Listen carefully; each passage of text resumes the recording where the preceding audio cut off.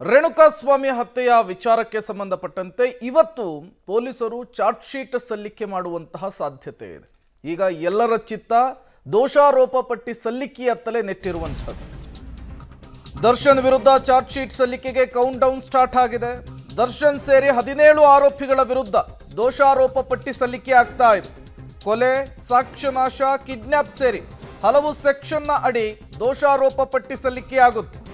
ಕೋರ್ಟ್ಗೆ charge sheet ಸಲ್ಲಿಕೆಯನ್ನು ಮಾಡಲಿಕ್ಕಿದ್ದಾರೆ ACP Chandan. 3 ವಿಧಗಳಾಗಿ ವಿಭಾಗಿಸಿ charge sheet ಸಲ್ಲಿಕೆ ಮಾಡುವಂತಹ ಸಾಧ್ಯತೆ ಇದೆ. ಚಾರ್ಜ್ ಶೀಟ್ನ ಆತಂಕದಲ್ಲಿ ನಟ ದರ್ಶನ್ ಎಂದು ಪಠಾಲಂ ಇರುವಂತಹದ್ದು. ಈಗಾಗಲೇ ಡಿ ಗ್ಯಾಂಗ್ನ ಸದಸ್ಯರನ್ನ ರಾಜ್ಯದ ಮೂಲೆ ಮೂಲೆಯಲ್ಲಿರುವಂತಹ ಜೈಲುಗಳಿಗೆ ಶಿಫ್ಟ್ ಮಾಡಲಾಗಿದೆ. ಈ ಬೆನ್ನಲ್ಲೇ 17 ಜನ ಆರೋಪಿಗಳಿಗೂ ಕೂಡ ದೋಷಾರೋಪ ಪಟ್ಟಿ ಸಲ್ಲಿಕೆಯ ಢವಢವ ಶುರುವಾಗಿದೆ. ಆತಂಕ ಶುರುವಾಗಿದೆ. ಏನೆಲ್ಲ ಅಂಶಗಳಿರುತ್ತೆ, ಯಾರ್ಯಾರ ಪಾತ್ರ ಏನು, ಇವರು ಹೇಗೆ ಕೃತ್ಯ ಎಸಗಿದ್ರು, ಹೇಗೆ ಸಾಕ್ಷಿ ನಾಶಕ್ಕೆ ಯತ್ನ ಮಾಡಿದ್ರು, ಎಲ್ಲವೂ ಕೂಡ ಗೊತ್ತಾಗುತ್ತೆ. ನೀವು ಕೂಡ ನೇರ ದೃಶ್ಯಾವಳಿಗಳನ್ನು ಗಮನಿಸ್ತಾ ಇದ್ದೀರಿ. ಎಸಿಪಿ ಚಂದನ್ ಅವರು ಈಗ 4800 ಪುಟಗಳ ಚಾರ್ಜ್ ಶೀಟ್ ಅನ್ನು ತೆಗೆದುಕೊಂಡು ಹೋಗ್ತಾ ಇರುವಂಥದ್ದು.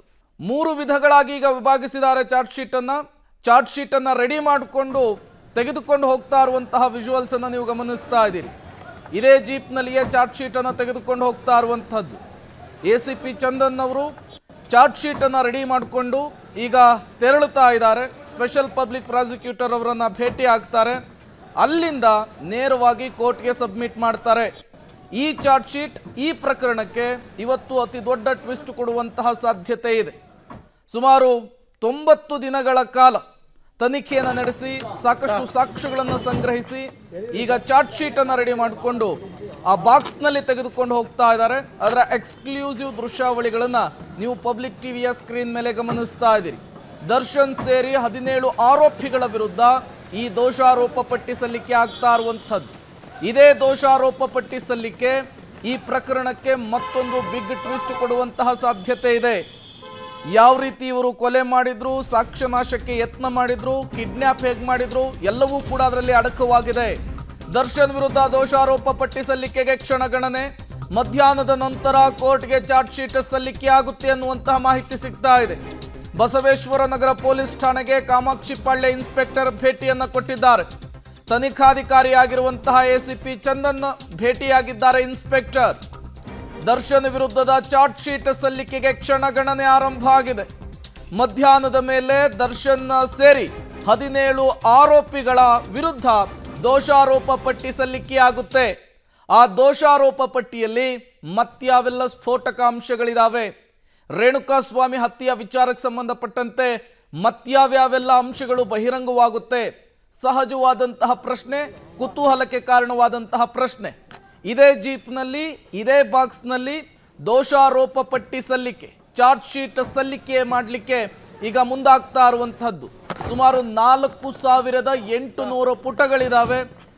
ಸಾಕಷ್ಟು ಸಾಕ್ಷ್ಯಗಳು ಮತ್ತು ಸಾಕ್ಷಿಗಳ ಹೇಳಿಕೆಗಳನ್ನು ಇದರಲ್ಲಿ ಸಂಗ್ರಹಿಸಲಾಗಿದೆ. ಇಡೀ ಪ್ರಕರಣಕ್ಕೆ ಇವತ್ತು ಮತ್ತೊಂದು ಮೇಜರ್ ಟ್ವಿಸ್ಟ್ ಕೊಡಬಹುದಾದಂತಹ ದೋಷಾರೋಪ ಪಟ್ಟಿ ಸಲ್ಲಿಕೆಗೆ ಈಗ ಕ್ಷಣಗಣನೆ ಆರಂಭ ಆಗಿದೆ. ನಿನ್ನೆಯಿಂದಲೂ ಕೂಡ ಸಾಕಷ್ಟು ಬೆಳವಣಿಗೆಗಳು ದೋಷಾರೋಪ ಪಟ್ಟಿ ಸಲ್ಲಿಕೆಯಲ್ಲಾಗ್ತಾ ಇತ್ತು. ಇದರಲ್ಲಿದ್ದಂತಹ ಒಂದಿಷ್ಟು ಬದಲಾವಣೆಗಳನ್ನು ಕೂಡ SPP ಅವರು ಮಾಡಲಿಕ್ಕೆ ಹೇಳಿದರು.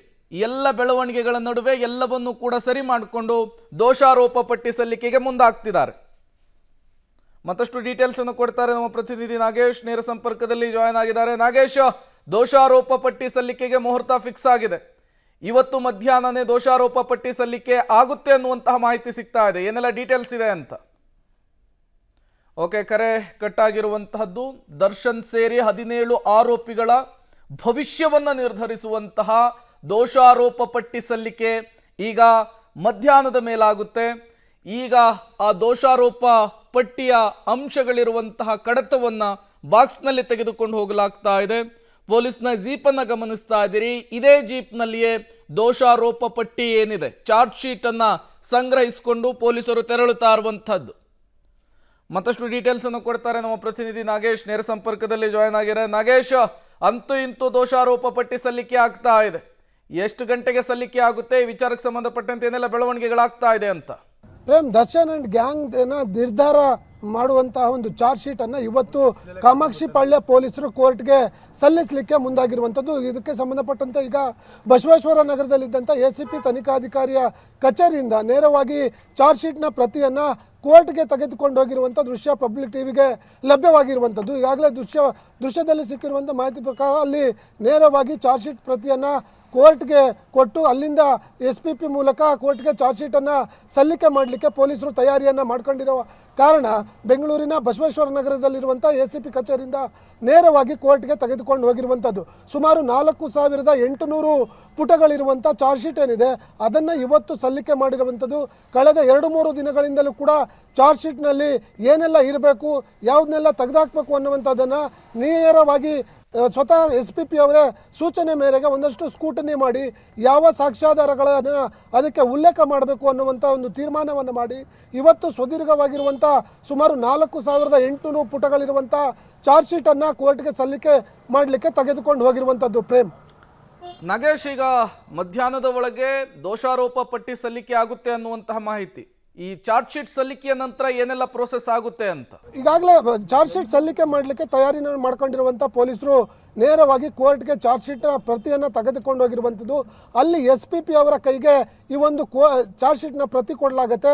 ಅದಾದ ನಂತರ SPP ಅವರು ಕೊನೆ ಹಂತದಲ್ಲಿ ಕಣ್ಣಾಡಿಸಿ ನೇರವಾಗಿ ಕೋರ್ಟ್ಗೆ ಸಲ್ಲಿಕೆ ಮಾಡ್ತಾರೆ 11 ಗಂಟೆ ಸುಮಾರಿಗೆ ಅನ್ನುವಂಥ ಮಾಹಿತಿಗಳು ಈಗ ಲಭ್ಯವಾಗಿರುವಂಥದ್ದು.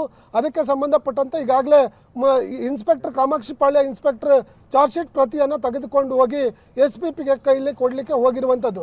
ಬಹುತೇಕ ಚಾರ್ಜ್ ಶೀಟ್ ಆದ ಮೇಲೆ ಈ ಒಂದು ಇದನ್ನು ತನಿಖೆ ಹಂತವಾಗಿ ಅದನ್ನು ಟ್ರಯಲ್ ಮಾಡಲಿಕ್ಕೆ ಏನೆಲ್ಲ ಕೆಲಸಗಳಾಗಬೇಕು ಅವೆಲ್ಲ ಮಾಡಿಕೊಳ್ಳುವ ಕೆಲಸವನ್ನು ಕೋರ್ಟ್ನಲ್ಲಿ ಮಾಡಲಾಗುತ್ತೆ ಅನ್ನುವಂಥ ಮಾಹಿತಿಗಳು ಈಗ ಸದ್ಯಕ್ಕೆ ಇರುವಂಥದ್ದು. Prem okay, thank you Nagesh ತಮ್ಮೆಲ್ಲ ಮಾಹಿತಿಗಾಗಿ.